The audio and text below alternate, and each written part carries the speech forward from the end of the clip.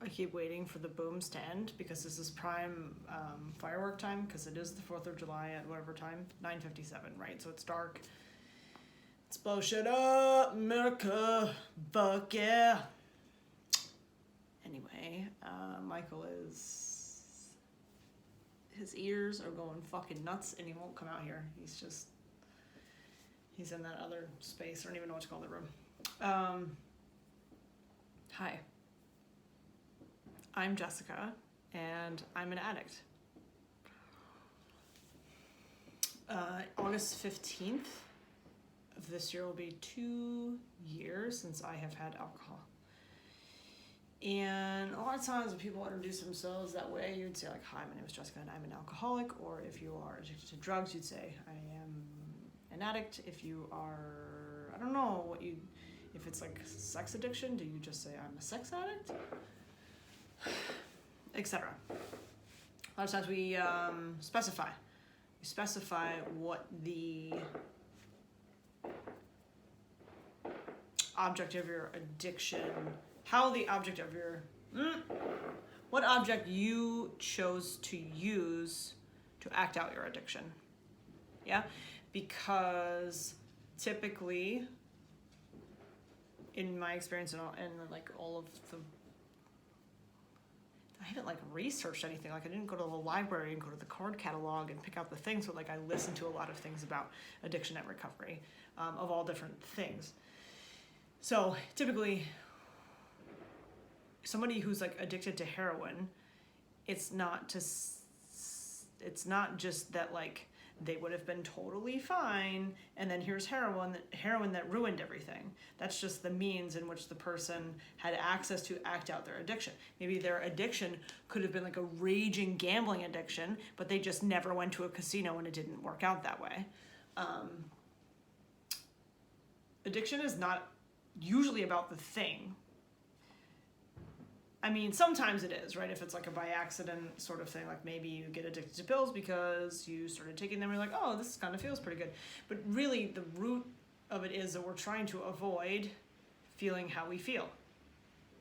Whether that's through taking drugs, alcohol, or like working out all the time, or eating, or having sex with someone, or yourself.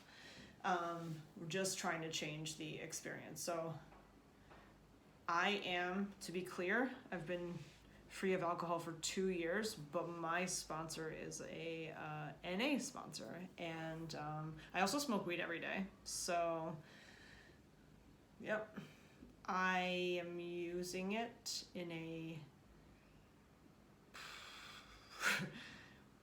a way that manages my anxiety, that I feel all right about, but also like kind of embarrassed about, I guess, because I want to be I don't want to feel like I need to do something to change how I am, because that's what I'm doing all the time. I feel like I work hard enough all the time on trying to be different than how I just naturally am, because how I naturally am sucks. Hello, moth. There's moths in the house. Something happened, I don't know, it was like peanuts. I had these peanuts. You know, sometimes you just have shit in your cabinets or cupboards for like literally years and you forget about it, and then you open it up, you're like, holy shit, these moths are here. Well, now they're in the house. I covered up the peanuts like forever ago. Anyway, change how you are. So like stopping drinking alcohol,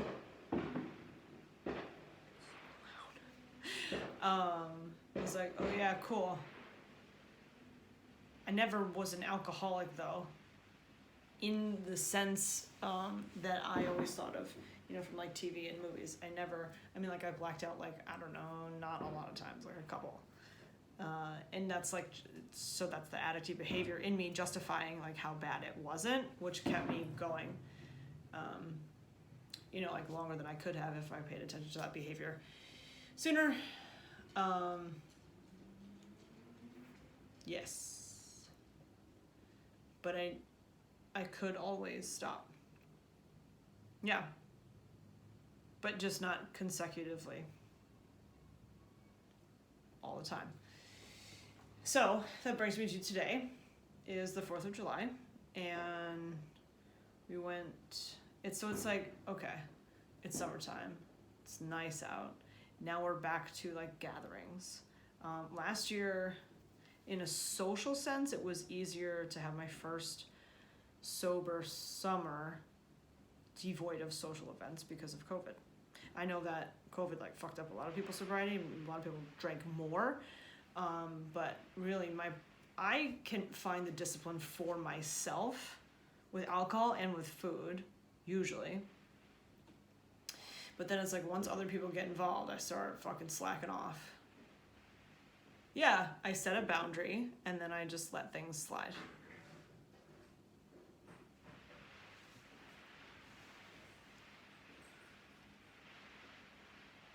Oh, the cat just jumped from, there's a gate in front of the stairs, so the cat just jumped from the stairs over the gate to downstairs. He does it like several times a day, and it is amazing to watch a cat who's, their legs are what, this long, jump like this fucking high, Why can't we have structures like that? We don't need to jump? Why do they need to jump? Take it back to nature. It's just the stupidest fucking thing to spend your time doing. Yeah. Thanks a lot, stupid tents on the side of the road and in every fucking parking lot. That was so cool years ago when you had to like go somewhere else to get it. Ooh, is this like weed becoming legal though? So is that gonna become super annoying? No. You just smoke weed, you don't affect anybody else. You're not making a fucking spectacle of yourself. Or maybe I am, I don't know. All right, let's go. Okay. We were at a gathering yesterday with like alcohol and food. So 2 of my bitches give me those 2 things. I'm gonna feel good and then feel terrible about myself. So I was like, man. I said to Chris, remember how good alcohol tastes? Or like how, no, that's not what I said. I said, do you remember how fun alcohol is? Yeah. It's like, ooh, yeah, that's fun. It's a fun. I need to drink this poison to have fun. But really, it's because it lowers the inhibitions or the anxiety. It quiets it just a little bit. Like, oh, hey, you're fine. Or just like, stop it. Stop caring about things. Yes, trying to avoid how we're feeling. My thing I want to avoid is how much I care about shit. I don't want to. Because the caring makes me miserable. Caring about things I can't control. Or, yeah, I don't know. It's just, all right.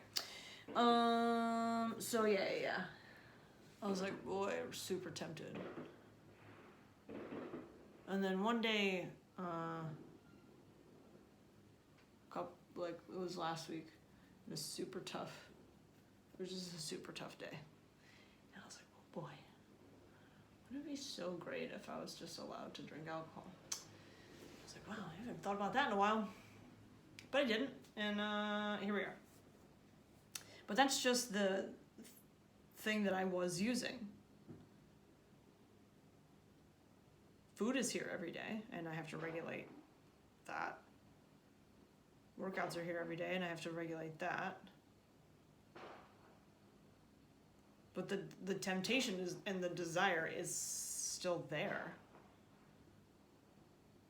And so when I feel that way, I want to retreat and isolate. So then, like, nobody can fuck up my shit.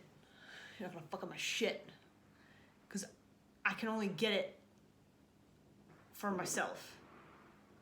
And then when I feel like, strong, then I can give it away too. Like, oh, hey, come on, we're doing this thing. I got it. I got us. We're good. It's good. We're good. We're good.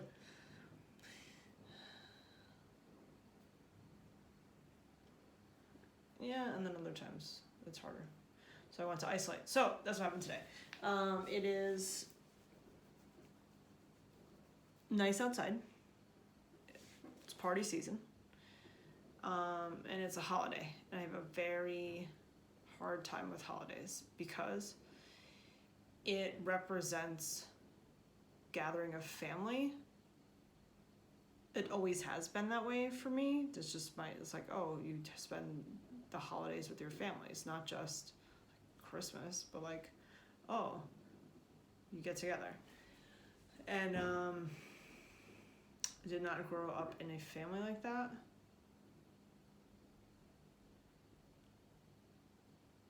No. Like, it's interesting for me to see people who are family and they like each other. Like, what's that like? To just like know you have your brother or sister or like all these people. Like, oh, you're over at your aunt's house hanging with your cousin. Like, I'll go see my cousin, once every couple fucking years because I actually like her. That's how much availability I have mentally. Not schedule-wise. I mean, like, I will make time for things that are important to me. But then if I don't put it in my calendar, I will forget. Anyway, so I want to isolate because also, yeah, it represents a family day, and I feel very, like, cracked. And my most self-centered way of experiencing holidays is that I had a chance to have a family and I fucking blew it. So, of course you're sitting here by yourself. It doesn't matter how many, people are thinking of you and love you. At the end of the day, when you're sitting there by yourself, there you are. There I am. And maybe that's good.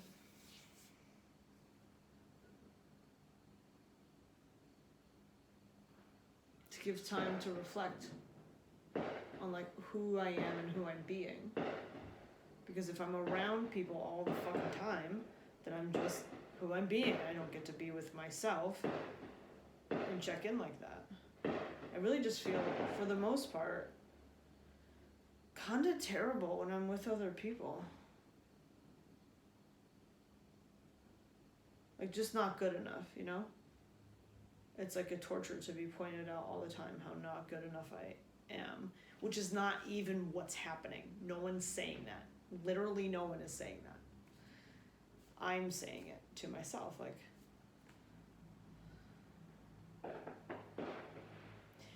which is the hard part about recovery.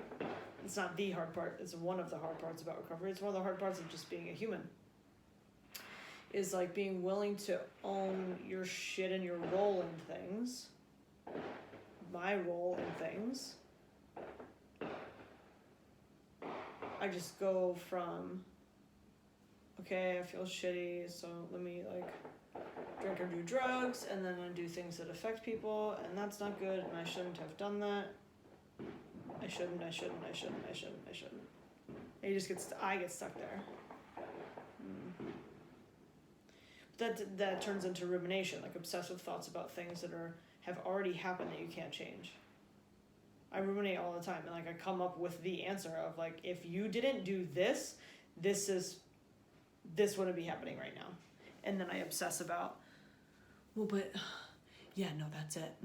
If I didn't do that, if I just did this one thing differently, then this thing wouldn't be happening. But coming up with that answer is not fucking helpful because I can't go back in time and say like, hey, whatever year, Jess, don't fucking do that. It's like they gave the fireworks away for free. And everybody has them. How much money are you people fucking wasting? It's like lottery tickets. God, it hurts me when I'm at Stewart's and someone in front of me is buying like a $20 scratch off. I mean, I'd feel better about 15 $1 scratch offs and a $5 scratch off if you're gonna waste your money. You know what I mean? But one fucking $20 ticket, you're just gonna scratch. There, your $20 are gone. Why don't you give me $20 and I'll tell you to scratch your balls? That shit could be free. Well, we went off the rails.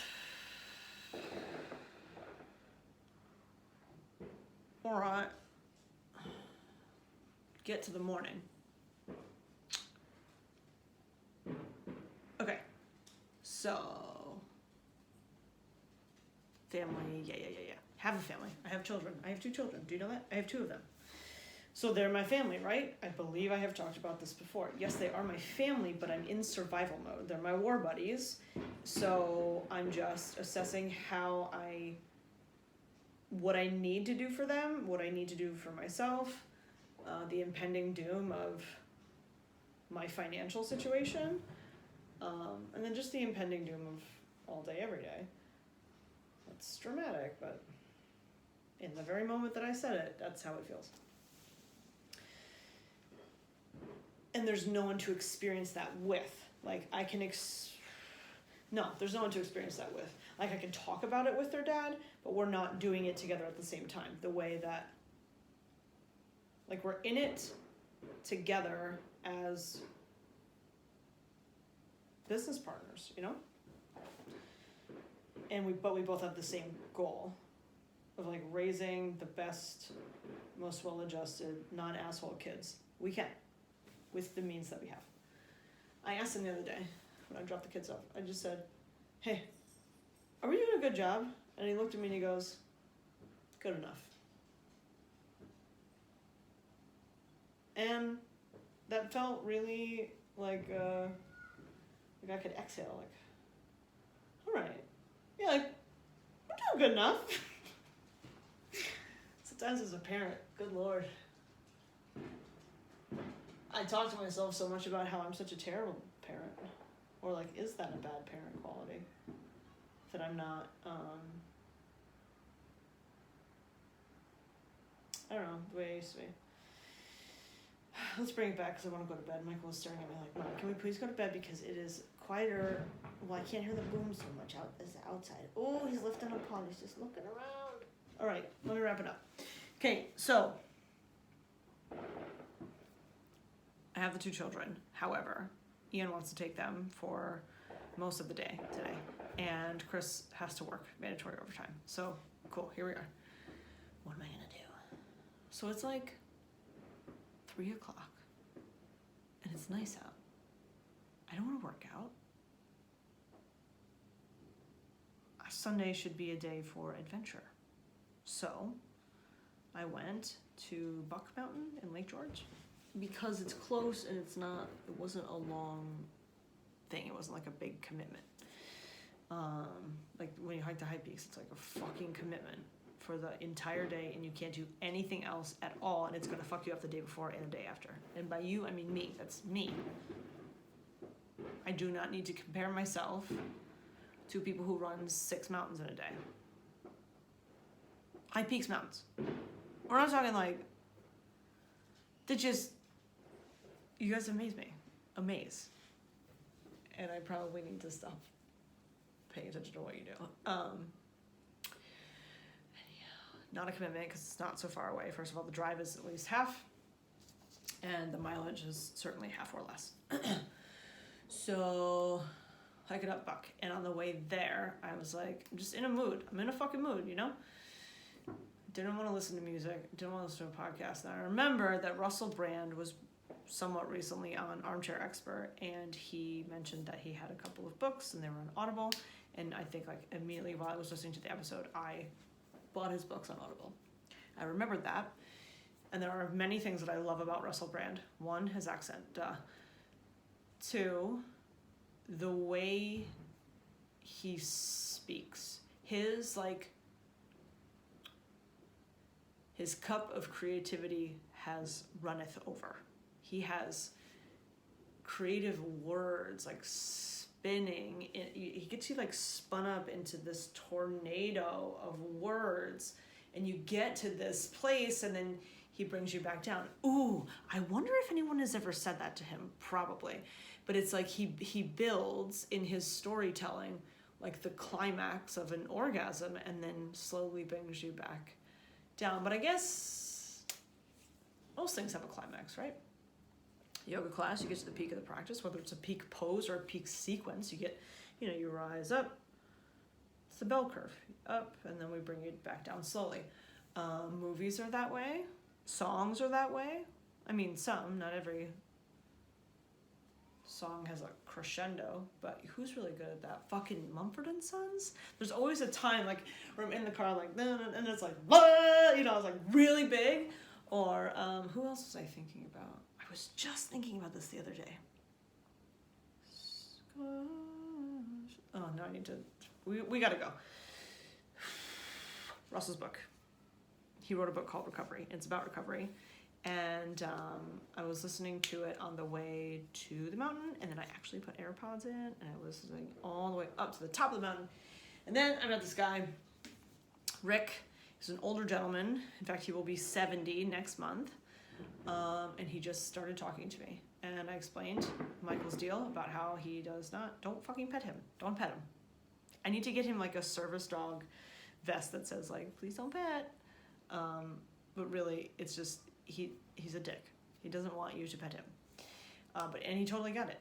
And he just was chatting with me, and then when it was like time to go, I was like, okay, I'm gonna head down. And he was like, if you don't mind, I'll come with you. And I immediately was like, oh man, but I really want to listen to this book. I want to listen to Russell Brand talk about recovery because I'm feeling really related to him. And the thing that I think a lot of people got hung up on in recovery stuff is the emphasis on God. And it's like some Christianity in there. And a lot of us are not religious and don't recognize like a specific God.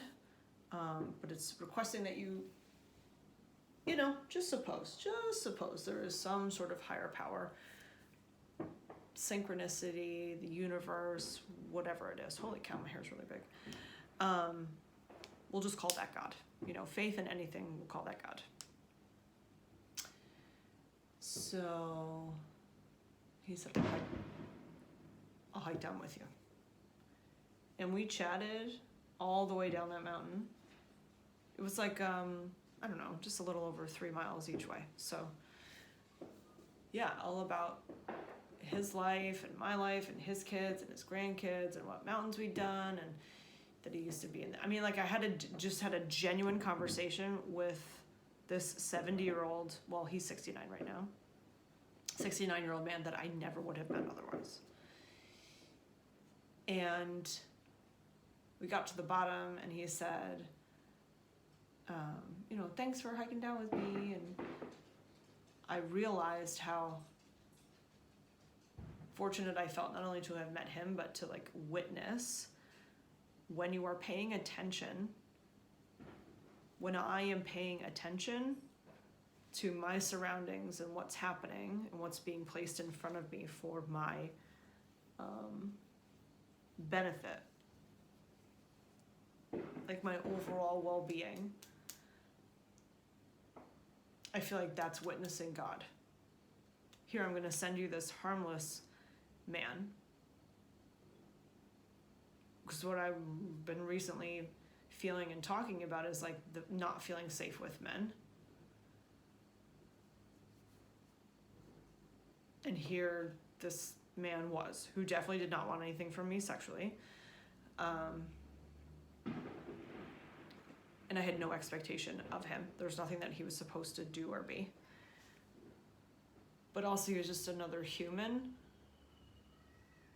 that showed interest in me and wanted nothing from me.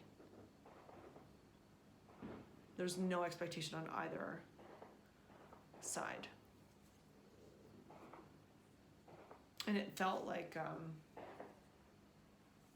just perfect, So I got back to the car and and I listened to the book all the way home and was listening to it for quite some time. I will put it in like the comments if you want to read it or listen to it. I would highly recommend listening though. So when he does interviews and stuff, he talks really, really fast. This is quieter. Good night.